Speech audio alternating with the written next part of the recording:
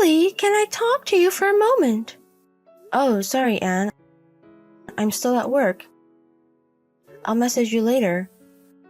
Oh, really? It's about your husband, Hans. What about him?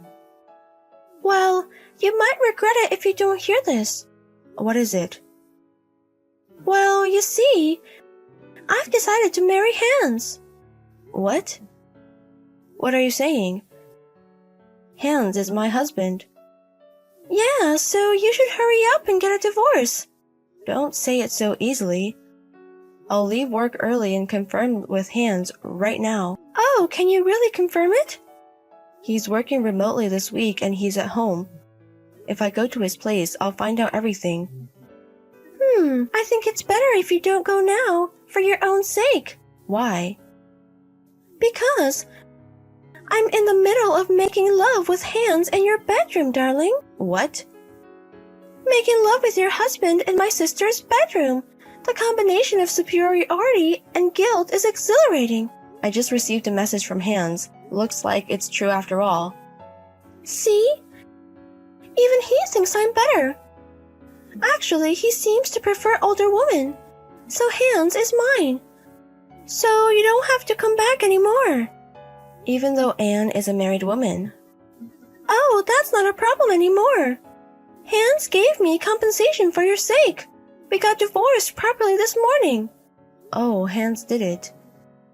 As expected, people with money do things differently. That's right. I understand. Just do whatever you like. Oh, really? Then I'll send the divorce papers to my parents' house for you. Go ahead and submit them to the city hall as soon as possible. Lily, it's been 6 months. Oh, Anne, what do you want? Well, you managed to contact me quite well. Yeah, I can't say I don't understand your feelings. Today, I contacted you because I have an important announcement from sister to sister. Is it about your marriage registration with Hans? Oh, you guessed it. That's about as important as it gets for you to contact me. Oh, I see. I wanted to share my happiness after marrying Hans. Boring. All of your stories are boring and I'm not interested. Your lack of charm really annoys me. That's why Hans is cheating on you, isn't he? It's quite ironic for the person who stole him to say that. Even though I know it's not a good line to say, it's quite amusing, Anne. Thanks for saying it. Well, I guess it just sounds like you're making excuses for losing. I'll pretend I didn't hear that. Well, do as you please. Is that so? But if you hear this, you'll inevitably be shaken, won't you? What? We've decided to go on a honeymoon trip abroad. Huh? Abroad? We're going to travel around various parts of Europe. By the way, we're planning to have a private wedding ceremony, just the two of us, in Paris. Hans has spent $20,000 to prepare for this honeymoon trip. Where did that money come from? It's obvious that Hans paid for it. Really? See, I knew you'd be jealous. No, it's not jealousy, more like I'm surprised. Both situations are pretty much the same for you. After all, you had a small wedding ceremony with only close family members, and you didn't even get to go on a honeymoon trip. It's completely different for me.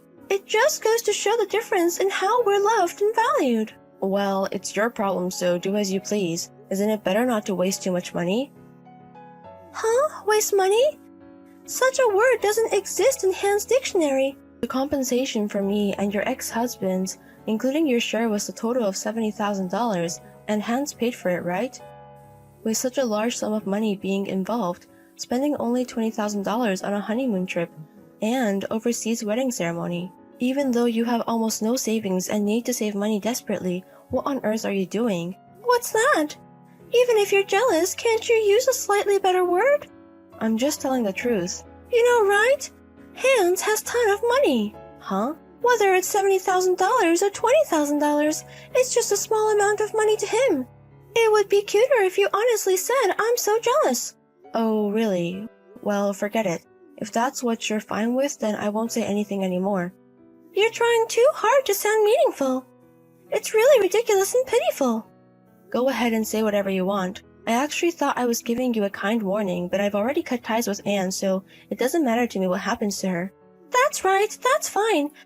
Because our happiness makes you jealous, so please don't hold on to feelings for Hans forever, okay? Hey, Lily! We're in Paris now!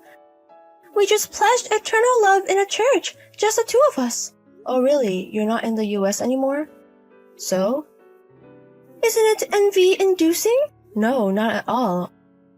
Actually, I feel sorry for what's to come. Oh, come on, are you still saying that? Hans has a ton of money. It wouldn't be an exaggeration to say he has an unlimited amount of money. That's why he easily spent $20,000 on this honeymoon trip. Unlimited money? Even though he has no income? Huh? No income? Wait a minute, didn't you know? Hans is currently unemployed. Huh? Unemployed? Yeah, he's not working.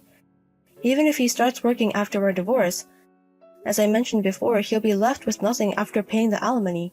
He can't possibly just spend $20,000, such a large sum of money, like it's nothing. Hold on a second.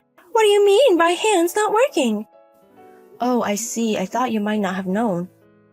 What? Wait, tell me. He was fired from his job due to an affair with you. What? What are you talking about? Fired because of an affair? Isn't that wrongful termination? I'm going to sue. Anne, don't you understand? You even mentioned it yourself. Me? Hans was fooling around with you while he was supposed to be working from home, right? In other words, Hans was slacking off at work and having secret meetings with another woman. Huh? It seems that companies now have a way to monitor whether employees are actually working during remote work, so they can't get away with that kind of deception. And it wasn't just once or twice. It seems like it was happening frequently enough to affect his work. So he was caught red-handed and got fired for disciplinary reasons.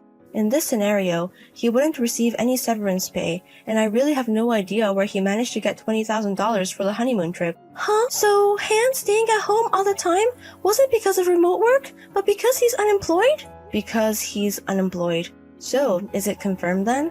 No way! Wait a minute. Hans is not some ordinary salaryman, you know?